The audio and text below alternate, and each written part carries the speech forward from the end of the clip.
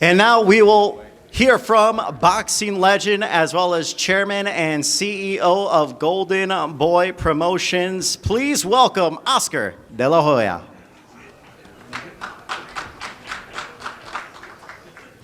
Thank you very much. Please sit down. Thank you very much for being here for what I truly believe will be the changing of the guard of Mexican boxing from Canelo Alvarez to Jaime Munguia.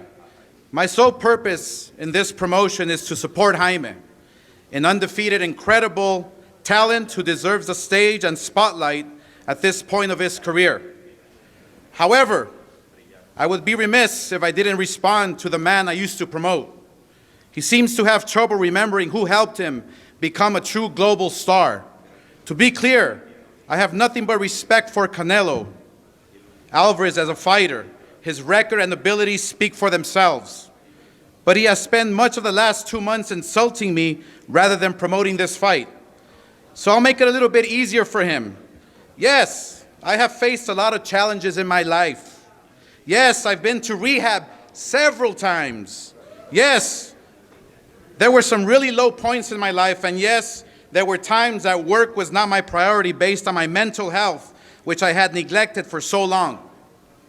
But that doesn't change the fact that Golden Boy built Canelo Alvarez, period. The company you fought under for decades has always had one name, and it's mine. So put some fucking respect on it.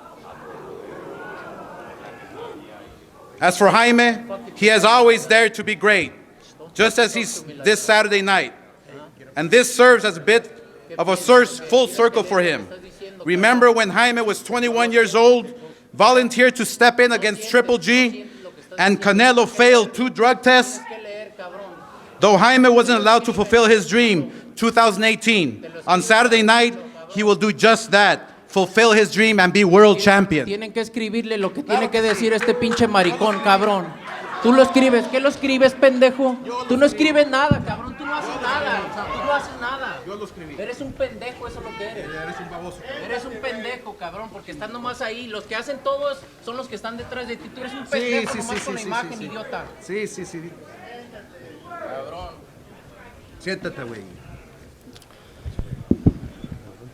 All right, let's have everyone take a beat a little bit, and we will move on with our show. So first, now we want to turn our attention.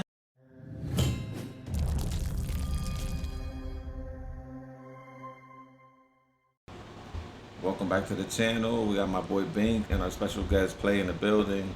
And today we're going to be touching on this topic about Oscar De La Hoya hating on Canelo.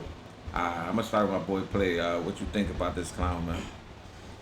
So it's very obvious that Oscar is probably the biggest Canelo hater out there. And, you know, the writing's on the wall, right? He's upset that Canelo left his promotion company. And overall, I think it just comes from jealousy. He's extremely jealous that, again, Canelo left his promotion company, but also Canelo has become the fighter that he probably wanted to be. Canelo's been on a great run. For a lot of people, he's seen as one of the best Mexican fighters in the last many years, and I think Oscar wanted to be there, and he's very jealous of him. So Oscar has been in all these interviews and pretty much everything. We even saw the press conference back in May. But any chance he gets, he's talking shit about Canelo. And you know, I think when you talk shit about other people, you need to be aware of the skeletons that are in your closet. All right, Binks, now it's your turn. What's your take on this clown, man? Like Play was saying, you know, I agree 100% on that. That, you know, he has probably a lot of skeletons in his closet. And for one of them, you know, this fishnet, you know, put the wig on, looking like a whole, want to be female. Because this shit, you can't make it up. You're saying that you're the best boxer, you're the best this, but then you got mad skeletons in your closet where you dress like a female. Let's just say that over here at the Notch Million Studios, we respect everyone and whatever decision they make on how they want to live their lives. Facts. This is specific to Oscar because any chance he gets, he's talking shit and he's coming off as a bitter ex is what he looks like. He looks like a jealous, bitter ex. And it's a shame that he's past his prime. Otherwise, we would tell him to just get in the ring with Canelo and see what happens. But what he sounds like is a bitter ex. So what I believe is, like how you said, play, and I agree with that. This goes back to our previous topic that we dropped earlier. Make sure you go check it out. We're talking about our top 10 picks, our top 10, pound for pound picks, and we had to, get into a little topic at the end of the show, so you can see we're talking about George Foreman in that one. So him and his retired and whatnot, he came back. So how many of you guys want to see another fight or a fight between Oscar De La Hoya and Canelo? Because all this shit that De La Hoya is talking, step in that ring, brother. You ain't too old, because older men has stepped in that ring. Like, let's say Tyson, that he's stepping in the ring now. And then we got Foreman, who stepped in the ring in the past. So, all right, you told all that shit, step in that ring. Remember, you stole from Canelo. That's why Canelo left you. Because, it happened, we're going to upload something like that in the content where De La Hoya was stealing from Canelo. So who should be mad at who? Who should be upset with who? No more further ado, back to you, Notch. Well, my take on this is, I saw the FishNet picture before. I thought it was crazy, but my boy Play showed me some other shit, man. Like, he must have been sold when he bought all his outfits, man. There's no way in hell. I mean, the shoes, the high heels and everything, for them shits to fit like that, he must have tried them on and everything. So he got a lot of skeletons in the closet, man, like that I didn't know about. I mean, I know it was crazy already from cross dressing like that. To each his own, whatever. But for you to sit there and get caught drinking and driving, doing yay and all this crazy shit, and then hate on somebody that's a real role model, because I never heard no shit like that from Canelo. So, I mean, and I looked at Mexicans differently, because like they usually come over here, they will sleep, one sleep in the cabinet, the other sleep in the bathtub if they have to. They help each other out, but yeah, it's not like that. And even Manuel Marquez be hating on Canelo too, man.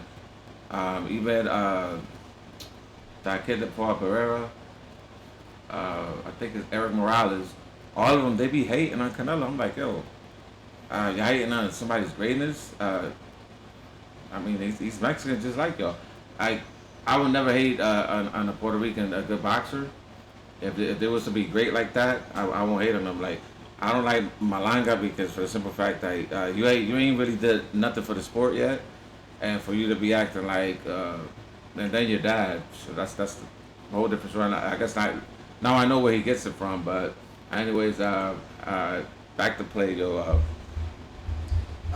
Shit, man. What I was gonna say is that no matter, how much dirt you try to throw on Canelo's name, Oscar, I think what it comes down to is one thing.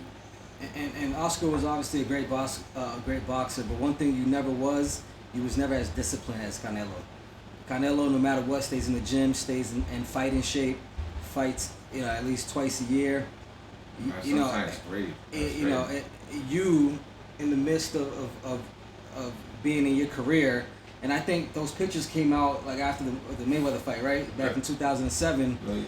So you weren't even staying disciplined. So you talk all this shit about Canelo. One thing that you can't say is you were as disciplined as Canelo. Canelo stays in the gym. You were over there dressing up like a stripper and doing drugs, getting your DUIs, doing a bunch of bullshit. Couldn't stay disciplined, and that's why, I think there's jealousy there. You couldn't live up to be the great fighter that Canelo was still, years later. You want to play that music for us? Ladies and gentlemen, Walking Down in the size 7 heels. Right? In De black La Hoya. The Golden Pony Boy. De La FishNet. De La FishNet. Oscar. De La FishNet. De La FishNet. This is the music he should have walked into. Going out to the ring. All right, Big. What's up? So, going back to like the jealousy that derives, like how Notch was saying that De La FishNet wishes that he was like Alvarez, is another take on it, where De La Hoya, he couldn't achieve what Canelo could achieve. Oscar De La Hoya's stats is 39 fights, 30 knockouts, 6 losses, and two of those losses was knockout. Compared to somebody who has like always been fighting and whatnot, compared to 61. Never been dropped. Yeah, never been dropped. 61 fights, winning. 39 of those fights is knockout. He lost two fights, but nobody has been able to knock him out. And that brings me to the next fight that you guys are to watch this September 14th. Make sure you stay tuned to our channel, Notch Million channel, so that we will go live with you guys. We want your takes on it. We want your commentary on it. Yeah, we want to do the live commentary. Clay, you coming? You coming? For sure. 1,000% man. All right. So be tuned in. Is that all we have for them? Yeah, that's about it. So just to wrap this up, let us know in the comments. Let us know and subscribe, hit that thumbs up, hit that like button, hit that little bell so you can know when our content drops.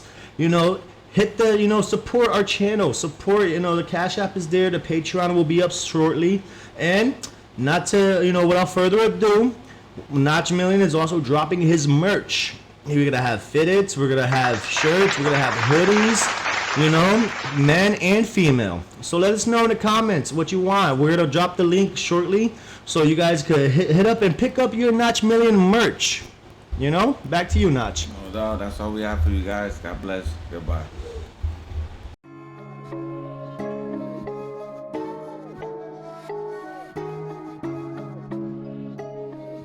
El de los ojos blancos. Apenas es verano y parece que estamos en fin de año. Mis palos sonando por toca.